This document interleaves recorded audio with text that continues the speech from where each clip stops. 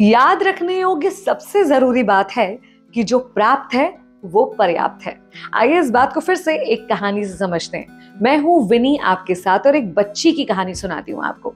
एक बार एक गांव में ये हल्ला हो गया कि ईश्वर यानी कि भगवान स्वयं आ रहे हैं और अपने हाथों से प्रसाद के रूप में भक्तों को सेब यानी कि एप्पल्स बांट रहे हैं।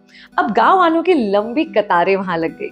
छोटी सी बच्ची भी मन में बहुत सारी श्रद्धा और आस लेकर वहां पहुंचती है, कतार में लग जाती है। सब लोग बिल्कुल अनुशासन के साथ अपनी अपनी बारी का इंतजार कर रहे थे कि हमारी बारी आएगी और खुद भगवान के हाथों से सेब के रूप में प्रसाद हमें मिलेगा। उस बच्ची की भी बारी आई। पूरे इत्मीनान के साथ उसने इंतजार करा, उसकी बारी आई, उसको सेब मिला भी।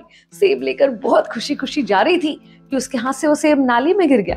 बहुत हताश और निराश हुई। अब ऐसा मौका सभी को लग रहा था कि दोबारा तो शायद कभी ना मिले कि खुद भगवान के हाथ से सेब मिल जाए। तो उसने कहा मुझे तो सेब चाहिए ही भगवान के हाथ से। अब ये नाली में गिर गया, कतार इतनी लंबी है, दोबारा कतार में लगना पड़ेगा। मगर उसे और कोई विकल्प नजर नहीं आ रहा था, तो कतार में जाकर लग जाती है। लंबी कतार चलती जाती है धीरे धीरे आके, और इसके मन में 100 विचार चलते जाते हैं। एक तो ये कि देखो अब इतनी देर फिर इंतजार करना पड़ेगा। आगे देख रही थी कि जैसे जैसे कतार आगे बढ़ रही है सेब तो कम होते जा रहे हैं। उसे लगा मेरे बारी आने तक तो सेब खत्म ही हो जाएंगे, लेकिन नहीं, उसकी बारी आने के थोड़ी देर पहले ही नए ताजे सेब वहां पर आ जाते हैं। उसकी बारी, भगवान अपने हाथों से उसे सेब देते हैं और भगवान है, अंतर्यामी है, उसके मन की बात पढ़ लेते हैं। तो उससे कहते हैं बच्ची निराश मत हो, वो जो सेब तुम्हें पहले मिला था ना, वो एक तरफ से थोड़ा खराब था, इसलिए मैंने उसे तुम्हारे हाथों से गिरवा दिया था। और कतार में भी लंबा इंतजार इसलिए तुम्हें करना पड़ा क्योंकि मैं चाहता था कि तुम्हें बिल्कुल ताजे सेब मिले, और उन्हें आने में थोड़ा वक्त था, इसलिए तुम्हारे लिए कतार लंबी थी।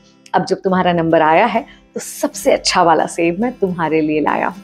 कई बार ऐसा ही होता है, कई चीजें मिलकर भी हमारी नहीं हो पाती, या कुछ चीजों के लिए हमें बहुत लंबा इंतजार करना पड़ता है, और कहीं ना कहीं हमारा विश्वास ईश्वर पर से डगमगाने लगता है।